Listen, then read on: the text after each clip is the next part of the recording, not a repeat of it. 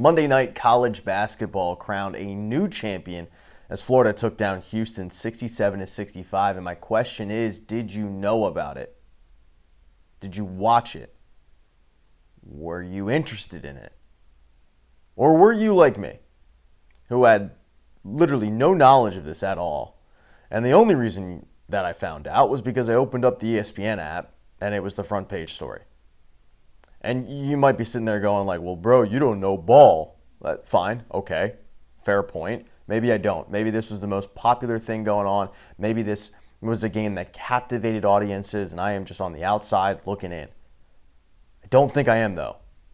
I'm wondering who's had a worse week. Is it college basketball or is it my stock portfolio? And this is a bigger issue, and it's part of what I kind of went into with my Temple basketball video that I posted earlier this week, where I think NIL has really killed the viewing experience for the casual fan, which I am. Like, I'm never going to watch St. Bonaventure take on UC Irvine on a Thursday in November. It's just not going to happen. I'm going to be honest about it, all right? It's just us girls talking here. We can be honest. I'm not some diehard college basketball fan. And maybe this has to do with the fact that I am a Temple basketball fan, and that franchise has been dormant for, 7, 8, 9, 10 years. And I did a video and said, look, they're dead.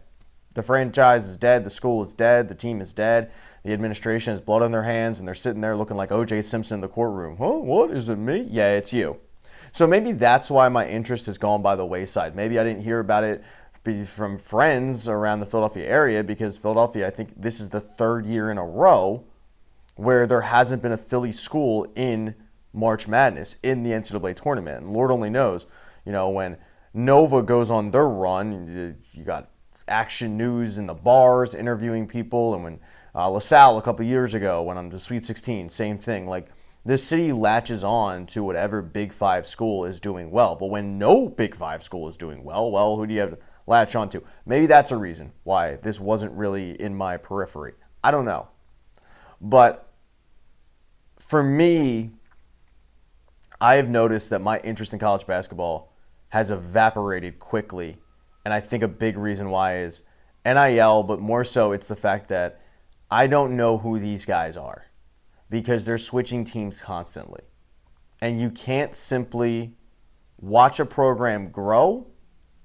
You can't watch a guy develop for a coach because all of a sudden it's transfer portal, out, gone. Where's the money at? And I don't blame these players, by the way. I'd be doing the same thing. If Baghdad University called me up and handed me the bag, guess what? I'm a Baghdad bomber. Let's go. Let's get after it. I'm moving to Baghdad. So I don't blame these guys. But I feel like this is a situation that kind of like needed to happen with the players getting some portion of the money. Yet it might actually end up hurting in the long run the casual interest, which is what you see here with me at least. And I'm just talking about my personal interest in college basketball. I would have at least known who was in the NCAA championship game. I couldn't tell you who was in the Final Four. Truthfully, I didn't even know the game happened unless it was the fact, I opened up my app. I was like, oh, it happened last night. Had no idea. Completely unaware. This is the first year I didn't fill out a college bracket because I just didn't follow college basketball like I had in the past. And as I said, I'm a casual, but I was a casual that still knew who the good teams were, who the good players were. And now you've got a situation with college basketball where not only are you fighting NIL, but you have some kids who are skipping college altogether and going right to the G League and getting paid there, where they then sit out their 1 year that the NBA requires, and then they get drafted. So that was another part of it, whereas you were sitting there as a basketball fan watching the NCAA tournament because you wanted to see some of these kids that might be top 5 picks. I understand, by the way, that Duke was in the Final Four, and I know that Cooper Flagg balled out, and obviously he's projected to be the number 1 overall pick. So the argument I just made, this isn't the best time to do it. But other than Cooper Flagg, if you look at a mock draft, it's like the 2 Rutgers guys.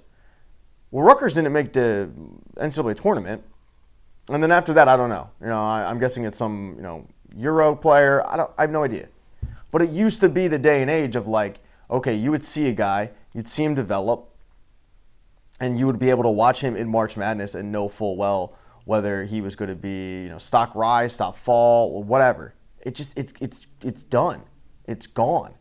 And it sucks. Because I used to enjoy following the Cinderella teams and the March Madness. The fact, and correct me if I'm wrong, the fact that the most popular figure for March Madness was McNeese State's student manager, who simply just came out with a boombox looking goofy, kind of speaks volumes to me. Nothing against that kid. What, Amir Khan? Nothing against Amir Khan. But the fact that he captivated audiences, more so than a lot of the games, speaks volumes to me. And maybe I'm just a bitter Temple basketball fan who's seen the program get decimated by the transfer portal. But now it's just hired guns, and it's one-year guys on one-year deals. And, then all of a sudden they're leaving for greener pastures. And, I'm not about it because it's tough to follow. It's tough to follow a program, and it's tough to follow programs when you can't see that growth because, good player, gone. So I'm very interested to hear whether or not I am the only person that really saw their interest level in college basketball just crash out like the Hindenburg. And I know for me it is the NIL situation. Would I have been more interested in college basketball if Temple were good? Honestly, I don't think so. I probably would have just watched Temple, if I'm being brutally honest with myself here.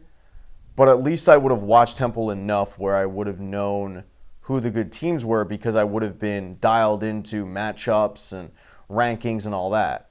So yeah, the fact that my favorite team is on the downswing and is in a situation where they're kind of in hell definitely hurts, no doubt. But I'm interested, I'm catering to a Philadelphia audience, but it's on the internet.